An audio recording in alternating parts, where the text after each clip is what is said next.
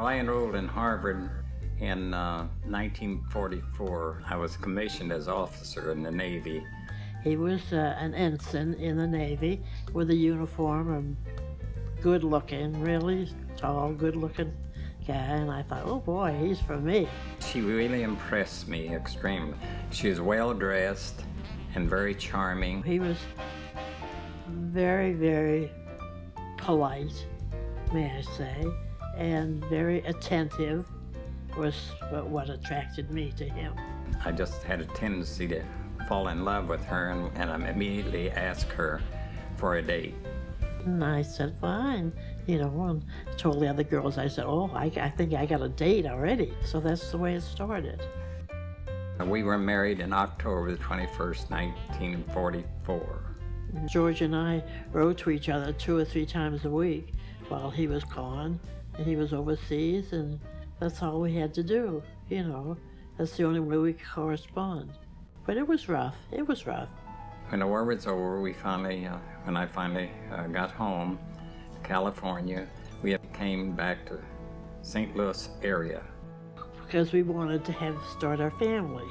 And so I became pregnant with our first child, and I developed pneumonia. Loretta was almost lost because we had a terrible time saving her. Well, during that time, we lost our first child.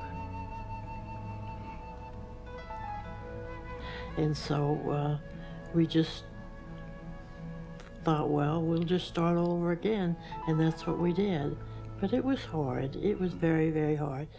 Our daughter Janice was born in Pittsburgh, Kansas.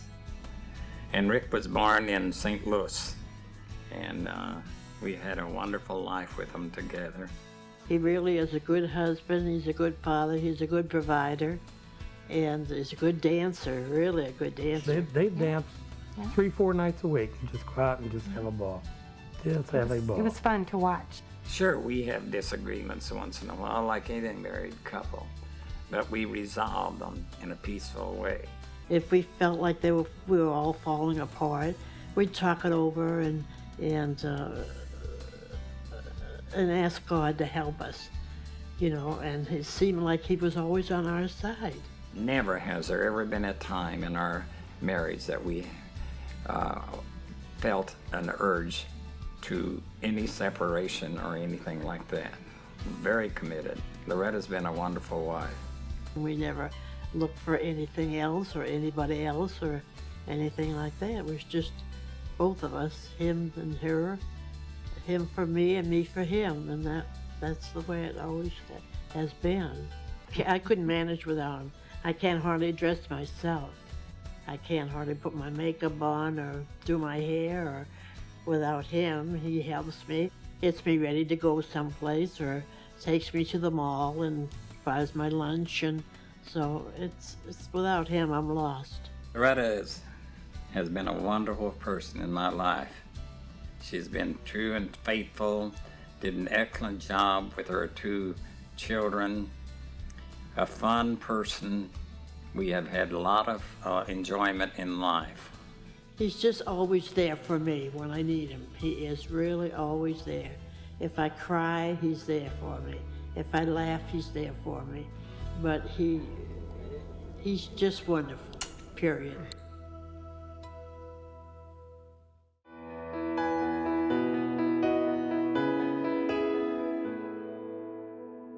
Since her death 4 years ago, I've tried to have a positive attitude in the remainder of my life. Looking forward of being spiritually together with her. And surely it had been very difficult to me, missing her.